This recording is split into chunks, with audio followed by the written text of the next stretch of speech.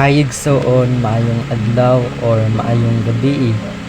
Another day and opportunity again na makashare ko sa imuha karon sa pulong sa Ginoo. And I know nga kini nga opportunity no makahatag sa imuha og encouragement, makahatag sa imuha og kanang happiness sa kinabuhi.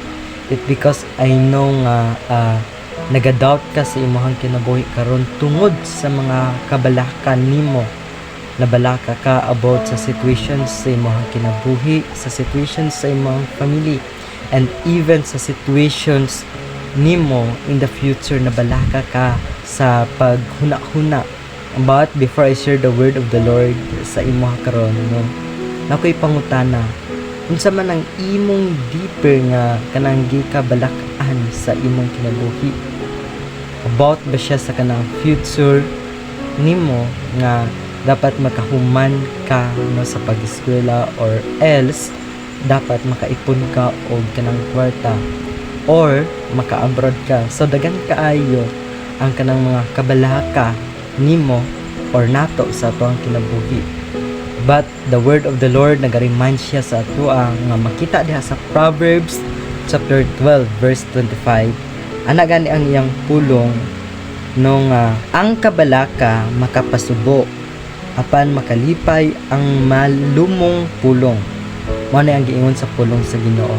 Gamay lang siya na word pero dako kay siya kanang kahimuan sa atoa. Si ana siya nga ang kabalaka makapasubo, and that's true nga ma-experience nato sa atong kinabuhi.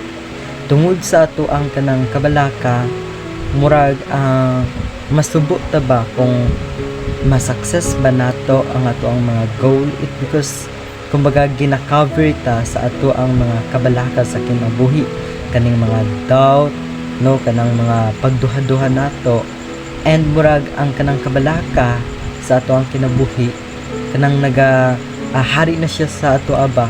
Instead nga ang dapat maghari sa ato ang kanang Ginoo, lahi na noon nang maghari sa ato ug maoto ang kanang kabalaka no naga-interrupt sa atong kinabuhi. But remember kung unsaan niya kanang ginasumpay diri. Ana siya apan makalipay ang malumong pulong. And mao na ang pinakanindot no.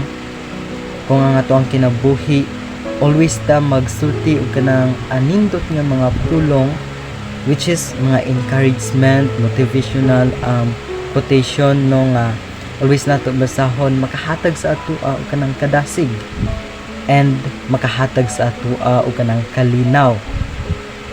And also no, kung ang kaning mga malumong pulong atong i-apply sa atong kinabuhi, ang kanang mga kabalaka nato mawala kini. It because ang kabalaka nato kung i-apply nato ang kanang mga malumong pulong, ang pwede nato ma-experience mao ang kanang kalipay.